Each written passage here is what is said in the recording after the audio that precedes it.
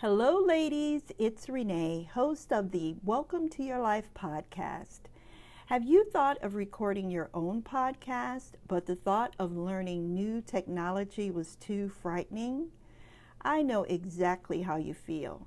That's how I felt until I found Anchor. Anchor is the easiest way to make a podcast. Anchor gives you everything you need in one place, and it's free.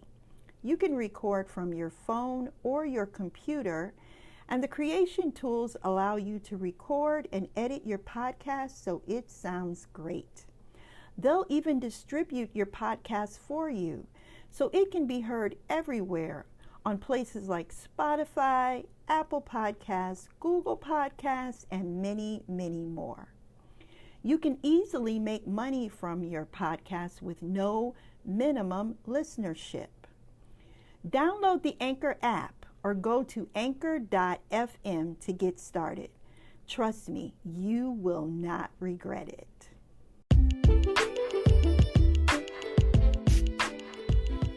Hello, my friends. You are listening to episode 24 of the Welcome to Your Life podcast. I am your host, certified health coach Renee Reed. In today's episode, my son Matt and I are back with another edition of Generation Gap. Can a baby boomer and millennial agree on anything? Today, we are tackling the question many baby boomer parents are asking. Why have millennials stopped going to church? And what can a parent do to get them back in the pews? We'd love to hear from you. If you have a topic you'd like us to tackle on a future episode of Generation Gap, email us at info@reneereed.net. Let's get started.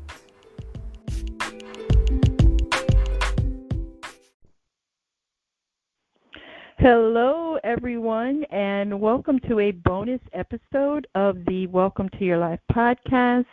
I am your host, Renee Reed, and we are calling this special segment of the podcast Generation Gap. Can a baby boomer and a millennial agree on anything? Once again, I am joined by my son, Matt Thompson, and Matt and I are going to try and save the world today. Or, short of that, we will be unpacking this question. Why are millennials leaving the church? Now, this topic is especially important to me and my baby boomer friends because we are all trying to figure out why the children that we have raised in the church no longer attend. But before we dive into our topic today, Matt, how are you? I'm good. Thank you for having me back on. I would like to just introduce myself as Matthew really quick, just because if you're not familiar with me, don't call me Matt just yet. You know what I'm saying? You might want to ask. No, but I'm good. I'm doing good. You know, back in New York, settling into the school year and whatnot. Oh, okay. So what's happening in New York? What have you been up to since our last episode? A lot of writing. I've been doing a lot of writing. Right now I'm attending a Kaveh Khanum workshop, Beat That Dead Horse, with Angel Peace. Going to some screenplay and screenwriting workshops and essay workshops, trying to get my book and some pitches in order. So yeah, it's a lot of work. I don't know what the rest of New York is doing, running around being crazy, probably doing meth. I don't know what they do. They are doing meth, so that is not a joke. But that's not what we're talking about. Okay. That's for another show. We honestly, it's the thing, opioid, whatever, but we can talk about it. So today we're talking about why millennials have left the church. And so before we get started, let me read this quote. Now this is from an article on the CBN News website, not a source I would normally listen to. They're a little more to the right than I am, but this quote, the right meaning conservative? Yes. But I found this quote really interesting, and it was backed up by some other research that I did for this episode. So they write, the church has faced consistent struggles over the past centuries, and one particular struggle may cause a future epidemic. Research indicates millennials, individuals ages 22 to 37, have been leaving the church in alarming numbers. One study shows 59% of millennials raised in the church have already left. Now, I am thinking that this stat has some credence to it, mostly because the 5 individuals that I raised in the church have left. So, and I am still trying to understand that, every Sunday that I attend, I am praying that you guys are attending somewhere, wherever you are in the world. But tell me, what are your recollections of church? You tell me your recollections of church, and then I'll tell you mine. So, growing up, we were a very church-heavy family. Went to church, I would say at least 4 days out of a 7-day week. There was Bible study, there was choir rehearsal, there was actual church on Sundays, and then, what am I missing? A Saturday thing. There was always, we also just, kind of were around, always, building up the church, doing car washes, helping out with fundraisers in the neighborhood, stuff like that.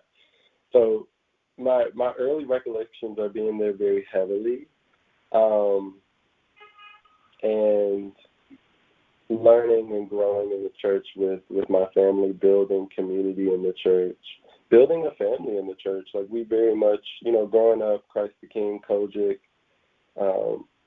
Christ the King, Church of God in Christ, it was a very tight-knit church. Everybody was in everybody's business, but everybody also was giving everyone, a pat on the back, a prayer, a 20 in your hand when you're on the way out because we know that you're hurting this week, whatever it was. And so my early recollections of church were very positive, I guess. And I say I guess because I don't know why I just said the word positive. I want to describe it without any qualifiers until we really dive in. But yeah, my early recollections are being there quite frequently and recognizing that space of church also as a family building space. Right. It was a family church. Everyone who attended was related to someone. Mm-hmm. And it wasn't a big church.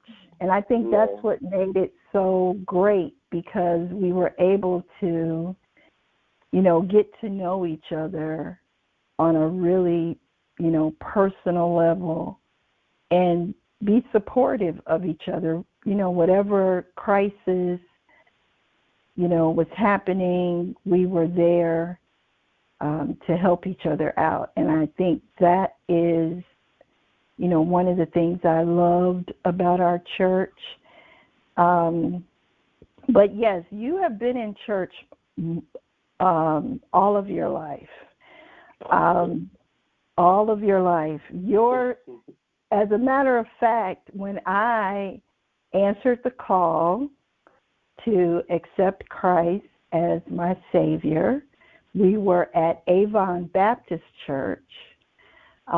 Reverend Chapman, he's gone home to be with the Lord now, but he opened the doors of the church one Sunday, and you were 11 months old.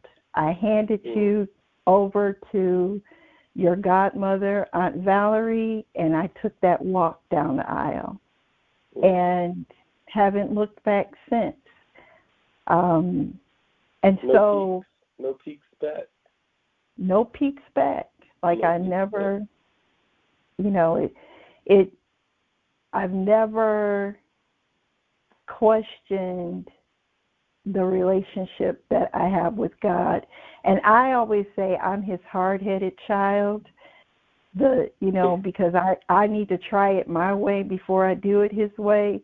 But even in doing that, he has, never turned his back on me. And that is the relationship I prayed and that, Granny prayed that you guys would have with him. And so that's why going was so important.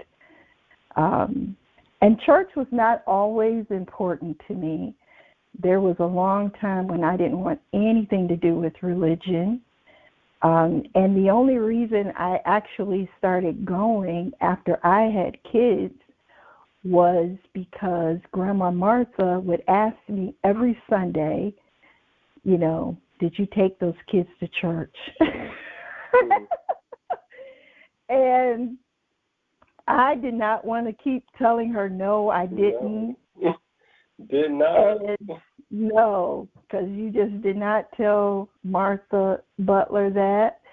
And also, and then I couldn't lie to her and say, oh, yeah, we went, So I just accepted Aunt Valerie's invitation to go with no expectation. Aunt Valerie was going to church?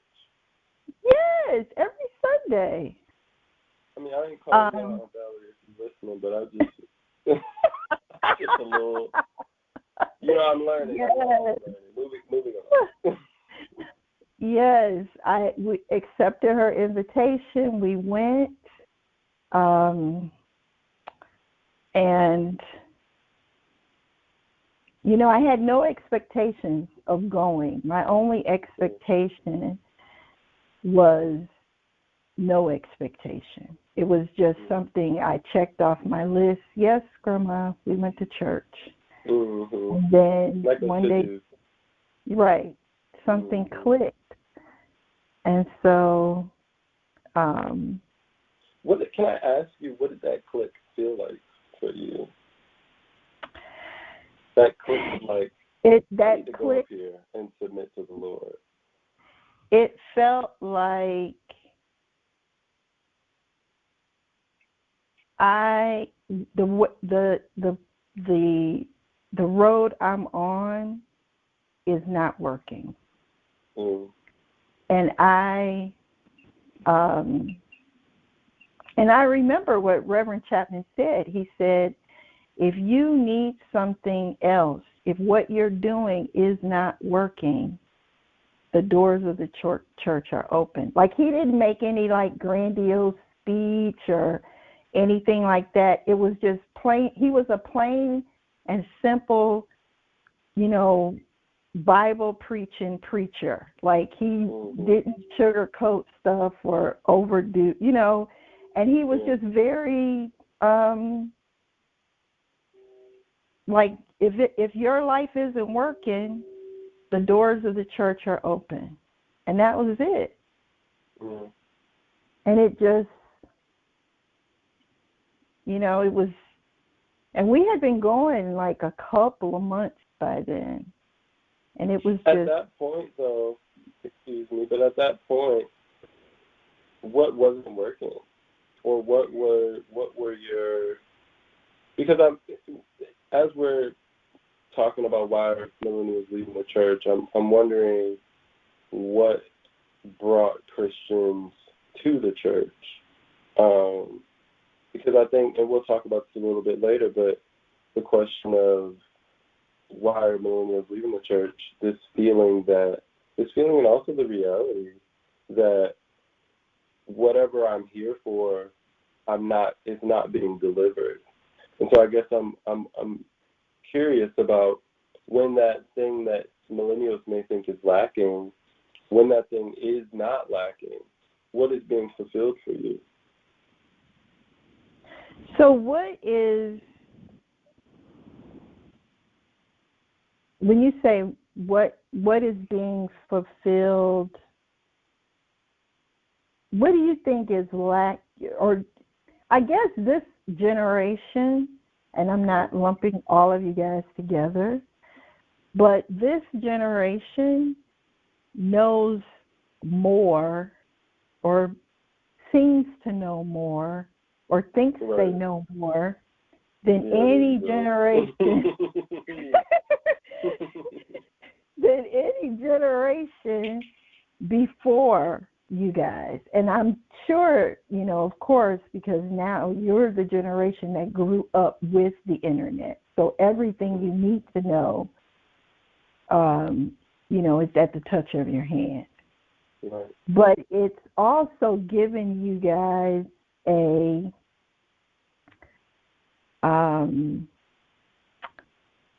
I don't want to say lack of humbleness. Oh, we've heard it before. You can go ahead and say it. A lack of humbleness, a lack of, wanting to submit to any authority, let alone Christ, but any authority. I've had clients who were millennials who, we worked months to just get them into a job, and then the manager will say something like, well, why are you're late? Your shift started 10 minutes ago. And this person was offended. Like, what do you mean I'm here? You're not even paying me enough to come in at 7 o'clock, but I'm here at 7 o'clock. It was like, what? So it's like the things that, and I know some of the things that the young people said, their reasons for leaving was because they felt the church was not aggressively pursuing topics that were important to them, social justice, sexuality, environmental justice. And those, when you ask what brought people into the church, especially into the black church, it was those things. Historically, the black church has been the centerpiece of the community, and that's where you went for everything, because you could not find someone to help you in the larger society. And right. so you had churches providing more than just a word, providing daycare, providing health care, providing meals, providing haircuts. Exactly. And fighting for voter rights and equal pay and canvassing the neighborhoods to get people registered to vote even. Right. So exactly. So maybe the church is not aggressively pursuing those topics like it used to. But I don't know. Do you think that they are? Let me not put words into your millennial mouth. Well, so the last time I went to church, when's the last time I went? The last time I remember going, I was in Milwaukee, and I was like dating this guy at the time, and his best friend was a preacher's kid who came up to Milwaukee to like kick it for the weekend, but to also like suss out and check out some other churches for her family or whatever. And I think also just like looking for other guidance and other words to like listen and live by or whatever, potentially, I don't know, but definitely to like check out some other churches. And when I was there, I may or may not have had a hangover while we were there, just for full disclosure. But I guess when I was there, I didn't have the experience that I remember having growing up in the church. Like, I remember growing up in church and, like, feeling the Spirit move. I remember, like, having this deep desire for prayer, and for the Bible and for the Word of the Lord. And the last time I was in the church, I didn't have those same things weren't clicking through my mind and through my body. And so when I think now, sometimes I do think about maybe I need to go to church, maybe I need a word, if I'm down or if I'm in a space where I need a bit of uplifting, or maybe I've just talked myself in circles and I need like a third party or a higher power even to intervene in my own mess. But I guess my reluctance now, as far as going back to the church, it really isn't even so much tied to sexuality for me. I think a lot of my early issues with the church definitely were tied to sexuality. As a Black queer person, I felt ostracized in the church, but I also felt attacked a lot of the time in ways that weren't. I think it's fine if you are reading the Bible and you think it's saying like homosexuality is a sin. I think that's fine. But I think the way that I think that read of it is fine, if that is what you feel like you're reading. But I think the way that the church early 2000s keyed in on like homosexuality and this conversation around like DL Black men and what they're doing to Black families and what they're doing to Black women, it was all strange. And also like with a bow on top, being told at that same time, oh, and also masturbation is wrong. I'm just like, oh, okay, like. Let me just throw that in. It's just like, with these, what should I be? How do I engage with myself sexually if I can't? How do I think about myself as a sexual being if I am not supposed to? Because of the type of sex that I'm interested in seems to discuss your Lord and Savior. The church wasn't giving me a way to think through any of the urgencies that were on my mind. That's why I had to leave the church.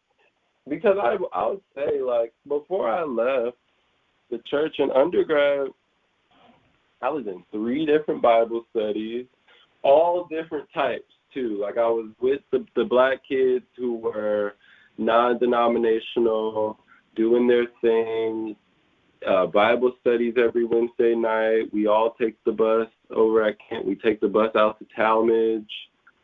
Span Ministries, shout out. It's a good church. Pastor, I want to say Pastor Brandon Glass over there was doing a lot of really good work. I don't think I'm botching that name. I'm pretty sure that's his name. Because, it's been some years since I done stepped in there. And I just feel like in that hunt, I'm going to Span.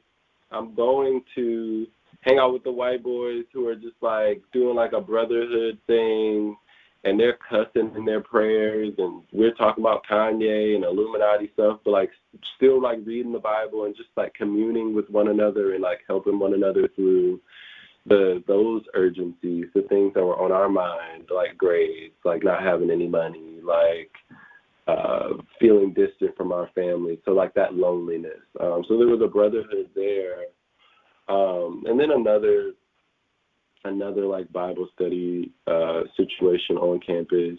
I really was trying and doing my thing and reading, and there just was no. I guess at that time I was looking for answers.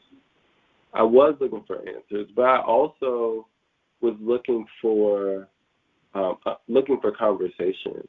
The church, in the way that I knew it, in the Bible, in the way that I read it, didn't leave any room for conversation.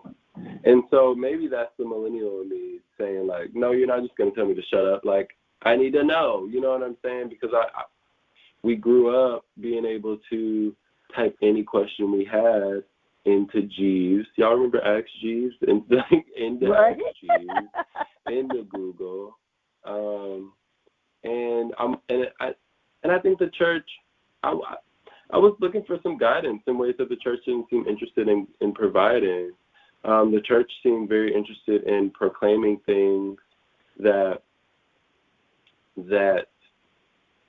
I did not see for my life, but at the same time was not interested in helping me arrive at any clarity.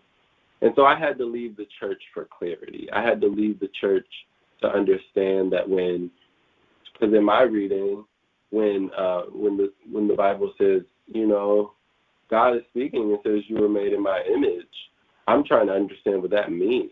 That's not a passage I can just skip over. And it seemed often as if I was not supposed to think of myself as someone godly, as someone deserving of anything except hell, except condemnation in some sense. You know, it's like, it was this weird kind of space of like whatever you did that wasn't completely aligned with the word of the Lord in whatever interpretation I was being taught, you know, because when I go to all these different Bible studies and whatnot, I'm seeing like, oh, everyone's not reading this the same. And that's fine too. But I think that's where the conversation needs to be engaged. It needs to spark and be looking for not answers, but just to have people settled in their own interpretations. But what I was going to say is I was in this place in church where it was very much like, well, you did that and you deserve this. And I didn't understand like this spitefulness. I was not interested in serving a God that was spiteful. That seemed a little bratty, to be honest. Like, what do you mean? If I don't do this, then you're gonna do that. It's just like a bad relationship, and I wasn't interested in like this bratty, cisgender, you know, because then there's all this stuff about, well, you know, you have to praise him, and that he is very heavy, and I don't think for a lot of people it is, because they're not maybe asking questions around gender, patriarchy, sexuality, but for those of us who are, and you're giving us this capital H he all the time, there's something rubbing me wrong there. There's something that seems also as a Black American that seems a little, because in all honesty, my questions around sexuality and gender aren't what ultimately made me even question the word of the Lord more harshly. What got me to the point of really being like, yo, what the F is this? Was when I was learning more about my history and my heritage as a Black American and as someone that's an ascendant of enslaved Africans. I'm like, what is this book that we're reading and why? How did this book get into my hand? How has this book been used to manipulate me into submitting not to the Lord, in my mind, to really submitting to the will of like white colonizers and other weird white people who are trying to have it their way, who are trying to have me their way. And yes, the Bible has been used, you know. Can we admit that? Well, I think a lot of I think a lot of people don't. Right. I think a lot of people don't want to admit that. But, you know, as a historian, I have to not only admit it, but, you know, I have to come to the realization that as a historian and as a Christian, that this is real. Mm-hmm. And so, yes, the Bible has been used not only to subjugate Black people, but women, right. You know, and so being a Black woman, I have it coming at me on both ends, Mm-hmm. So I had to really study, and I think that's where personal study comes into play. Not just taking the words of the guy in the pulpit, but the one thing that I love about the Bible and about this relationship is that we get to have a relationship. You get to build a relationship with, you know, a being who we are created in his image. But in order to build that relationship, you have to study his word. Mm-hmm. And I think a lot of times we get the word mixed up with church doctrine, and that's a totally different thing. You know, Jesus was love, period. Like, he didn't, you know, one of the reasons they hated him was because he ate with the tax collectors and the poor and, you know, people that, you know, other people thought were undeserving, but he thought they were even more deserving. Yeah, but so, I think the church is not doing its self-justice when it doesn't mimic those same behaviors. So is it the church's, I think on one hand it is the church's responsibility to, you know, not to put doctrine over biblical teaching, but then where does the responsibility of the millennial come in to search for that connection? Yeah. Like, one of the things that is coming up now is this growth of millennials who say they have no religion. So they call them the nuns. The nun movement. Yeah, the nun movement. Not nuns, not the cuties. These are some not N-U-N, but N-O-N-S. So, you know, and yes, people who didn't believe would sometimes stay in a church because that was socially acceptable. And so you went to church on Sunday. You may have been out all night on Saturday, Friday and Saturday, but you went to church on Sunday because that is what was expected of a respectable person. Yeah. And so the millennials have said, no, that's not who we are. That's not. I think it's a question of value, though. Also, I think when you use, especially when you use the word respectable person, I think those notions are being challenged, and particularly by a lot of young Black Americans who are looking at the civil rights movement and, you know, are appreciating the ways that it was effective, but are also looking to see in which ways was the civil rights movement ineffective. And I think the whole idea, and even, you know, to actually pull it in a larger sense, like the LGBTQ movement, and I bring up both because you had like these Black people who are marching and being sprayed by water hoses and being denied jobs and whatnot, but they're still wearing suits every day with this intention of, we're going to show them that we're citizens, we're going to show them that we deserve respect. And then on the other side of the street, this other movement is happening, you know, later on, that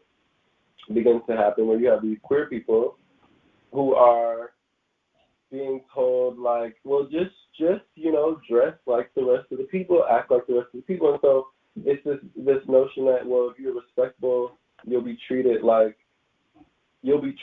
respect, and then not seeing that correlation. You know, we're also now seeing for the, another quote from CBN, and they say, for the first time in U.S. history, single adults outnumber married ones. And we're seeing a lot of people my age not, questioning marriage and questioning a lot of these institutions. So I think what we're also just seeing is like a shift in traditions, a shift in values. A lot of it isn't even, I would think, a direct pushback against Christianity, but just a disinterest, wondering what other ways can people live and be in the world that aren't like these older modes that have potentially proven to some people to be ineffective, to leave them sad and depressed and anxious. Do you think that, so that brings me back to my question. Do you think that yes, the church bears some responsibility, but what responsibility lies at the feet of the millennial to find that connection to, I think people are looking, to their, higher power? Well, people are looking for that. I think also, though, millennials are very sensitive. Let's just be honest. Like, my generation is a generation of, where's my medal? Everyone else got a medal. And so, this is a very sensitive generation. And so people are looking for that, for that higher power, for that guidance without the judgment. So when you have a lot of people, we've off mic talked about COSAR and astrology movements and just the growing interest. And maybe not even growing, because I don't know those numbers exactly, but some people say it's growing. This growing interest in astrology and people going to look up their sun sign, their rising sign, their moon sign, what is my Capricorn, all of this stuff, to find out who they are, to find out where they can make connections, to find out about this deeper self, without the judgment of, well, what were you doing with your Saturday night? Or who did you kiss last night? Or, like, did you masturbate? Because in all honesty, I think that's great. I can't follow anything that tells me I can't masturbate. That is an affront to my body. I mean, I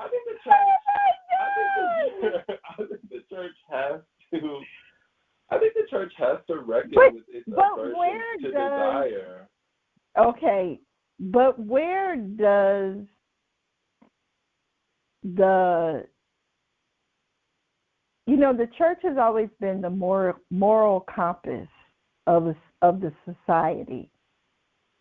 So where it's almost like millennials want to create a new list of right and wrong, or there are no wrongs. There are no wrongs, and everything should just be acceptable. The church would say we're living in Babylon. I wouldn't disagree. I think that we are definitely, because I personally am definitely looking for new morals and ethical codes to follow. Because the ones that I watched and the ones that I was being taught growing up, they weren't conducive or interested in a human experience, if that makes any sense. So that's where I say that saying that I can't masturbate is a sin, it's going to send me to hell, is a personal affront. In what way is that realistic? Or not even realistic, but in what way does that have my humanity in mind? And maybe, that the Bible also says, be in the world, not of the world, and has this whole thing about, like, the body is the body, but it's the spiritual self that you're called to answer to. And I will say, I do think that with the internet and the pervasiveness of the internet, that there is this connection between body and spirit, mind, body, and spirit, amongst people in my generation. If you ask somebody about their spirit, people are literally, And I like CoStar. I think it's a cool app. I think it says some funny things some days, or some things that are really poignant. And I'm like, oh, geez, I am in that place. But I think this idea that your phone can be the doubt for you, I think that is kind of silly. But I do understand, I understand the people that I'm around. I understand that this is what they live by. This is what they know, and it works for them. And for me, if the church is interested, we're having this conversation, but if the church is interested in why people are leaving, I think the church needs to make some adjustments, and I would be interested to see what some of those adjustments could be. And I think some churches are making adjustments. Yeah, but I mean, not I don't just, know if it's you can more. wear jeans.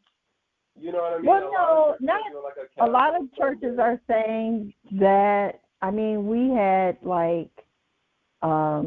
wear your favorite football jersey day, but but I think a lot of churches, not a lot, but there are some churches who are trying to find that connection with millennials. There are churches who are trying to set aside church doctrine and church worldviews and really teach millennials how to build that relationship with Christ.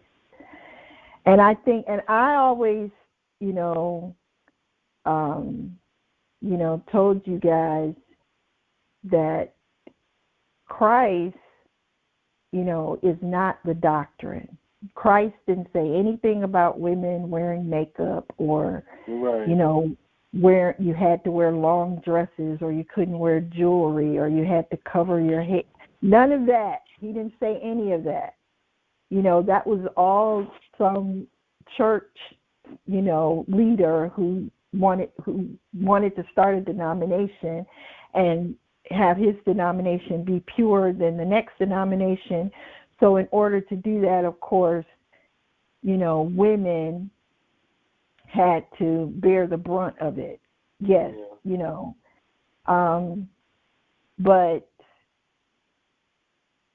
there is a relationship that you build with Christ as you study his word, as you pray and fast and just humble yourself and open yourself up. See, and that's the key. That's the thing. That's the hard part. Yes, that is the hard part. So it's not, yes, you can search and search and search. People go to church for different reasons. People look for a church that has certain things. Some people want a younger church. Some people want, a church that's conservative, all white, all black, non-denominational. Some people want a church that has, a large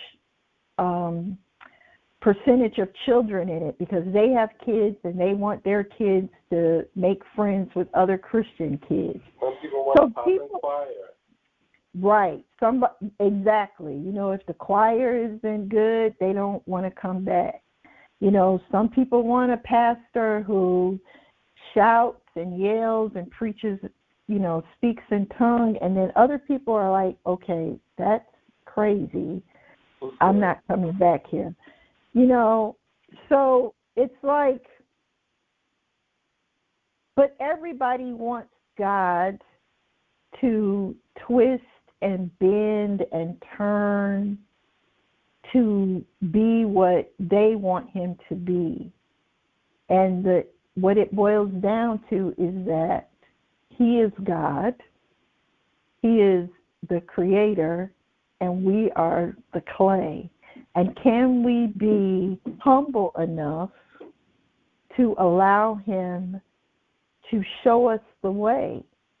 And that is what, and I understand what you're saying about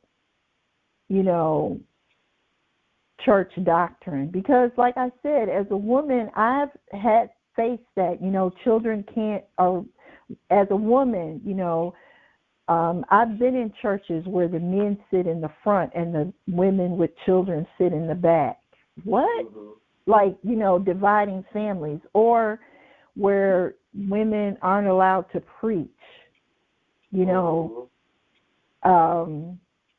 And that none of that made sense. But I had to set all of that aside, because when you are called to be a disciple, an evangelist, if you are consistent, if you pursue him, the Bible says to seek him while he may be found. If you pursue him, he will show you your place in the world. Regardless of who you are, he will show you your place in the world. You just have to be, but you have to be humble enough and open enough to, to receive that instruction. And that's where millennials, fall off the cliff. They're like... But so for me, though, it's very like what you're saying, that even that humbling, I've had to do that with, like, I really live in that idea of, like, I was made in God's image. And so in me understanding and knowing that, me understanding and knowing myself as a God, me knowing and understanding that I have to humble myself to my own will, if that makes any sense. Like, the church, the Bible, I've studied the Bible. I've walked around for years with a Bible in my book bag through K through 12, just had a Bible in my book bag. Everybody's talking about ESPN last night. I'm reading my little scriptures before church. It was a ritual for me to settle into myself before the day started, and to also just orient myself within a word that could hold me. And so, in my understanding of the Bible and of the stories of the Bible, it's one of the greatest books ever written. It's just a fantastic story. And what I know now is that the Bible is not, the church seemingly is interested in me not knowing myself. The Bible is not. The word of the Lord is not. God is not. And if I'm listening to God, I need to come back to myself. And so that is what my journey has been since leaving the church, is trying to understand me and all of my wonder and all of my free will, and, like, what can I create? Like, at the same time as you're saying we're the clay, we're also the creators. We're also the hands that, and so I'm like, I'm trying to live in this, and I'm going to say duality, but I think it's more vast than a duality. I'm trying to live in this multiplicity of self, of mind, body, spirit, of human connection, of interpersonal connection, of life connection. And I think there's so much God in that. And I found myself feel more whole, not always. And in all honesty, like I was at workshop last night, I was saying whenever I am trying to self-regulate, well, I'll read a little bit, actually. So we were in workshop, and we had a prompt. It's called The Path You Almost Took, the prompt. It's like we had no instruction. It was just like the path you almost took, right about that. And I'll read up to here, real short. Whenever I try to self-regulate, I resort to Christian rituals like fasting, washing myself, soaked in hot water with oil, burning candles, and no song. I first talk out loud to the God in my chest, then look to the sky, scream a word I see snatched by no hand, amen. And like I come back to these rituals because they are very grounding for me. But you know, the when we look at the definition of church, that's just like the gathering of people, and I think that gathering of people has just created a lot of fraught relationships with individuals, and either that fraught relationship between that person and themselves, that person and their God, that person in the group of people, that person in the book, the word. And so I think people are retreating to find a grounding that they have not been able to find in the church, in that gathering of folks. At least for me. But then that brings me back. But that just brings me back to my question: how much of this do millennials have to take responsibility for? You know, well, whenever I don't think there's an interest to take responsibility, because it's just like, I'm gonna wash my hands of it. Like, y'all can keep it. But every time there is a crisis, you know, after 9/11, people flocked to the church. Yeah. You know, looking for answers, looking for comfort, trying to heal. And now you have people looking to, you know, like you said, astrology, or, you know, each other people, other millennials, other religions. Buddhism, Scientology, Islam. You have like a sort of resurgence of Black Jewish folks in the U.S. So people are searching for something. They are, and that's why I just think to ground the them. Christian church is failing. It's not that it's not that millennials are so like, I know everything. Google has taught me all that I need to know. There's no God or pastor. Some of them do think that, though. I mean, you know, some people are whatever, but like, you know, it's not all that. A lot of it is just like, I'm not messing with y'all and what y'all is doing over there. But it's then, how do you just stop? So do you just stop, or is that because that's what they're doing? They just wash their hands of it. Mm-hmm. And they're just, you know, they're just saying no more. Mm-hmm. So and I guess that's where, you know, because the church has always been under attack. But it's still here. So I think it's an epidemic, might be an epidemic of people leaving the church. When I was your age, I left the church. Mm-hmm. But I think as people, and I have no statistics for this is all from personal experience and from just the people that I know. And from what you just said, like when you find that you need to center yourself, mm-hmm. you go back to the rituals that brought you comfort. Yeah. And so I think that as you guys get older, and you find that your search has not yielded the results that you wanted, I think what we're going to find. Right. I think that's what you're going to find. And I think that you will, you know, come back.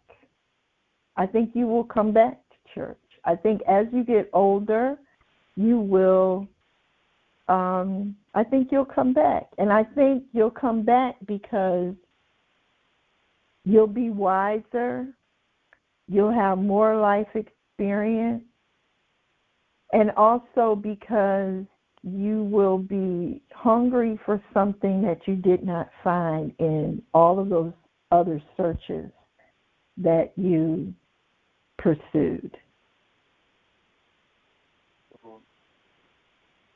That's just my opinion. But I think like what has the church helped you find?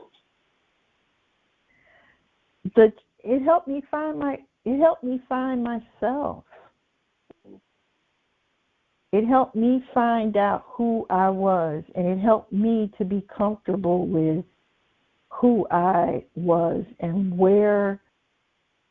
And it wasn't the church necessarily, although I think the church that we were in was just a great place to grow and learn, and we just had awesome people there, and we had awesome leadership, and so it was just a good place. And so every church, and even now, I look to try to find that again, and that was just a once in a lifetime thing. Like I will never find that kind of connection to the people who shared the pews again. So I have to connect in other ways. But I cannot imagine, not being able to cry out to the Lord when I'm in pain. I can't imagine not having that connection with Him. And having enough faith to even talk about this topic, because a lot of people my age will not talk about this with you guys. Mm-hmm. Because they're afraid, number one, and number two, they're not open. They're not humble. They're not willing to listen to, what you guys are saying. So, but I believe that my faith is strong enough so that I can have this conversation with you and not feel threatened, because millennials are sensitive, but so are Christians. Old and young, or elder and non-elder. That's true. And so you have to if you follow in Christ's footsteps, who could be more sensitive than Him? I mean, if someone had the authority or the wherewithal to just say, look, it's my way or the highway. But that's not what He did. Like, He listened to people. He met them where they were in their walk. When He met the woman at the well, He could have said, look, you've had like 3 husbands. The man you're living with now is not your husband. He said it, but then He offered her, drink of this water. If you drink from this well, you'll never be thirsty again. So He met people where they were. The woman who was accused of adultery, He didn't throw stones at her. The church, and I'm using air quotes, would have thrown stones at her, but He didn't. He, said go, and now I just lost my train of thought. But anyway. Go and do your thing, girl. If you want to go sleep with that man. No, that's not what He said. No, that's not what He said. But He met them, He met people where they were. Mm-hmm. And that's why they followed Him, because He didn't condemn them. He didn't make them feel like they were less than he was. He didn't make them feel like they couldn't change or get better or grow or expand or achieve. Or like they didn't deserve. Like, to me, it was so much about, like, all I deserve is, like, death and, like, hell. Unless I can, like, consistently maintain my behavior. A lot of I think the church just has a weird reputation of being like that mean principal. And it's like, I don't want to hang out with you. And so Christianity, if it can, needs to work on its reputation. Because it's definitely not garnering new membership with the word on the street about him. So if we were to wrap this up, what would you tell millennials who are going to be listening to the program? I would say to find a spiritual practice that hits all of the urgencies that are in your life the best way that they can. And I would say in your search for a spiritual practice for yourself, this is very much a trial and error game. And so if something is not working, don't sweat it or quit it immediately. Keep working at that. But also understand that you have other options that you will potentially need to continue to work on before it clicks for you. The spiritual game is not a quick and fast game. This is very much a long work. And so, commit to yourself in that way for this long work, if that is what you feel like it's going to sustain you over this time you have here.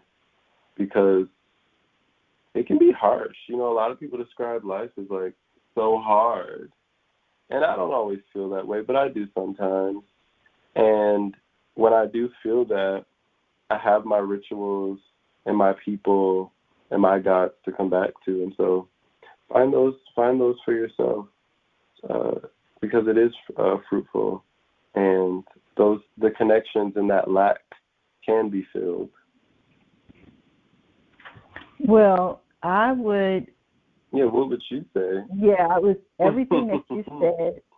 But I would just encourage them to continue the study for themselves and to really begin to pray and submit to the Lord and ask for guidance.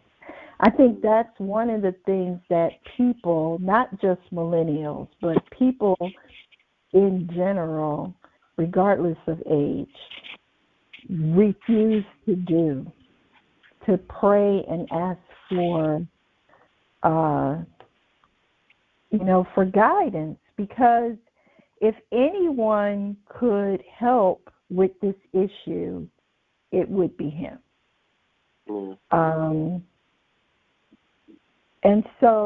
And you're right, it is a long game. It's not something that's going to happen overnight. But the other thing is, and I don't know who said this, but, everybody is always throwing this quote around. Be the change that you want to see in the world. So sometimes, instead of working outside of an organization, you need to be inside of it to promote change and to create a path for other people to come in after you. Leaving the church on its own with people my age or older is just letting it sit in, staleness. It takes new blood and new ideas and new ways of doing things in order for any organization. I mean, any organization, in order for any organization to grow and to continue to be viable, it has to recruit fresh ideas. And so your generation has those ideas. If you want more focus on social justice, on sexuality, on environmental justice, on gender equality, if you want the focus, to be on those issues, then you have to be in the organization to help steer the powers that be towards those issues. And so I would encourage you guys to find your place in the organization, in the church, and to pray and ask for guidance. Yeah. So Amen. This has been look, amen. Look. This has been illuminating, to say the least. And as always, I have learned a lot. The one thing that I have learned as a parent of adult children is that it is better to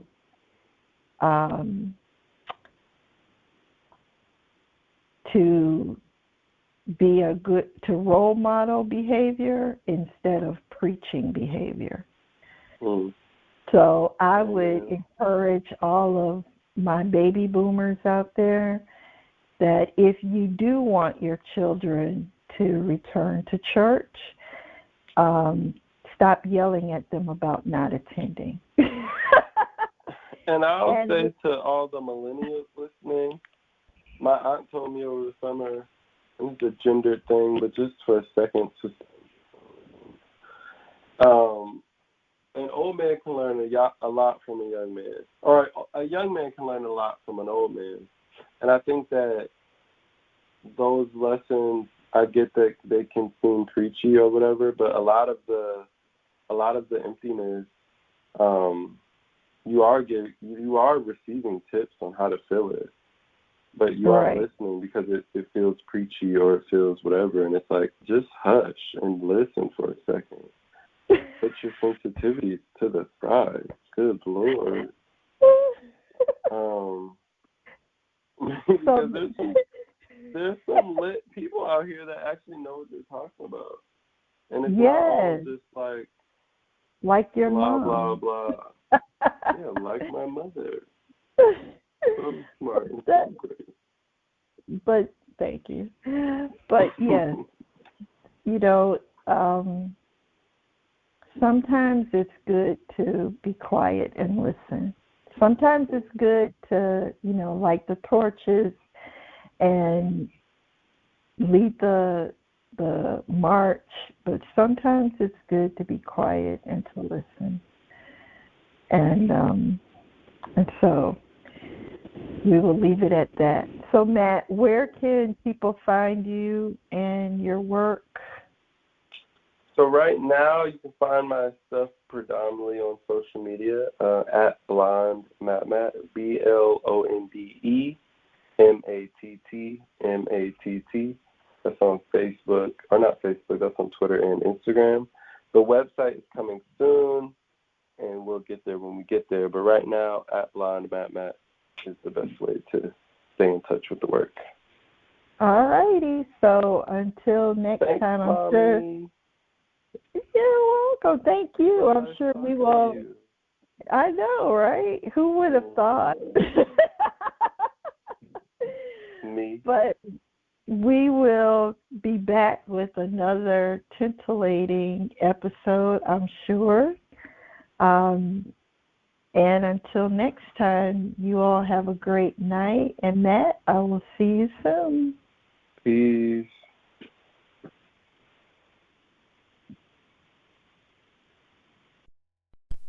Wow, I hope you guys enjoyed this episode. I would love to know how you moms navigate your child's decision not to continue going to church. I can tell you for me, it was a really hard pill to swallow because adult parenting is a hard pill for me to swallow, and I am still trying to get used to it. But I know, as many of you do too, that there comes a time when you have to let your children find their own way and just be there for them when they need you. As a Christian mom, I pray that my children will find their way back to the family church pew. But research has shown that it's not just Christian parents of millennials asking this question. Max Wiseman, a self-proclaimed non-traditional Jew, writes, I don't go to synagogue. This isn't because of a millennial rejection of my parents' Judaism, but my generation's longing to create and customize. While older generations feel comfortable in the wheelhouse of tradition, my generation wants to reinvent it. My parents and their synagogue friends love that their synagogue has its unique tunes and its tailored outlook on Jewish values. They also like that if they venture to another synagogue, be it in Brooklyn or Bangladesh, the tunes may be different, but there is a commonality and familiarity with the prayers and the values. For me, this commonality feels confining. Listen up, elders and baby boomers. If we want to bring the millennials back, we have to open up the dialogue and listen to what they need. The church or the synagogue can't be stalemated by tradition. It has to be alive and flow and meet the needs of the people that make up the congregation. After all, isn't that what Jesus did? He was, after all, a true social justice warrior. I will talk to you guys next time. Have a wonderful, wonderful day. Bye for now.